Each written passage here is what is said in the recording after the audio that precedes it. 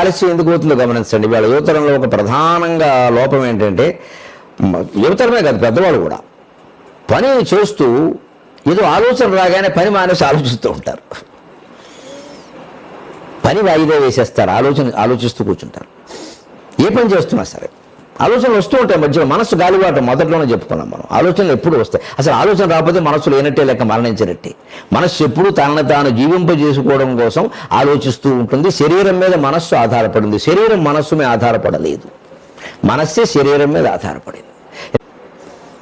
ఆలస్యం ఎందుకు అవుతుందంటే పని మానేసి మనం ఆలోచన చేస్తాం. ఆలోచనే వాయిదా వేసి పని చేయాలి. ఓ పని చేస్తున్నాం, వేరే ఆలోచన ఏదో వచ్చింది, చెంపమే కొట్టినట్టే. ఇప్పుడు ఎందుకు అది? మధ్యాహ్నం కదా, 12ంటికి అప్పుడు ఆలోచిద్దాం. ఇప్పుడు 9 అయింది, 9ంటికి ఆలోచన ఎందుకు? ఇప్పుడు పని చేయాలి కదా, మనం ఎదురుగా ఉంది కదా, ఆ పని చేయాలి కదా. చాలామంది చూడండి, స్నానానికి నీళ్ల గదిలోకి వెళ్ళి గంట అయినా రారు మహానుభావులు. ఆడవాళ్ళు అయితే వేరే విషయం, మగాళ్ళు కూడా. ఏం చేస్తాడు ఈయన గంట సేపు? అక్కడ ఆలోచన, పాటలు. ఇంకా నయం, అక్కడ ఫోన్ మాట్లాడేవాళ్ళు కూడా ఉంటే వారికి నమస్కారం. ఇక మహర్షులు అంటే వాళ్ళే. అంత నీటి జల్లులో కూడా ఐప్యాడ్ వదలలేని వాడు ఉంటే వాడు జన్మాంతర సుకృత, నిజంగా మహాయోగి అనమాట. వాడు చూస్తేనే పుణ్యం. ఇంకా అంతవరకు రాలేదు మన వాళ్ళు, కనీసం అక్కడైనా బయటపడుతున్నారు. అక్కడ కూడా స్విచ్ ఆఫ్ చేసి 96 బేతాళుడు లాక్స్ అని పెడతారు. దానికి బేతాళుడికైనా దొరుకుతుంది కానీ మనకు దొరకదు. ఎందుకంటే తండ్రి చూస్తాడేమో ఫోన్ అని బెంగ. ఒకటి పొరపాటున ఏమైనా ఇలా అన్నామంటే అక్కడ ఏదో కోడ్ అని వస్తుంది, అది కూడా మంచం కోడ్లో మనకు తెలియదు. అది అందులో 100 రహస్యాలు ఉంటాయి. తెలియని వాళ్ళందరికీ తెలుస్తాయి, తల్లిదండ్రులకు తప్ప. తెలియవలసిన అవసరం లేని వాళ్ళందరికీ తెలుస్తాయి, తల్లిదండ్రులకు తెలియదు.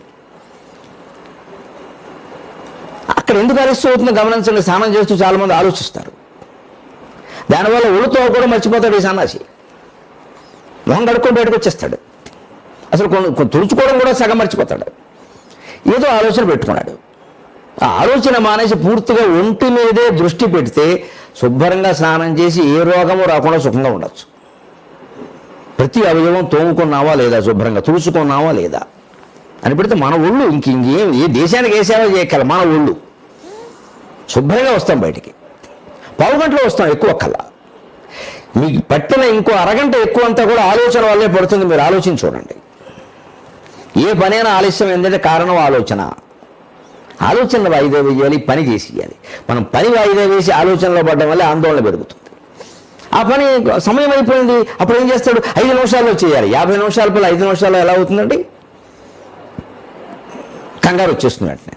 ఇంకా అక్కడి నుంచి నేనేమిటి ఈ మధ్య ఏమీ అనుకున్నా ఏమీ అవ్వట్లేదు, వీడు ఎవడో శనిగాడు తగులుతాడు, నువ్వు అభిషేకం చేయమంటాడు.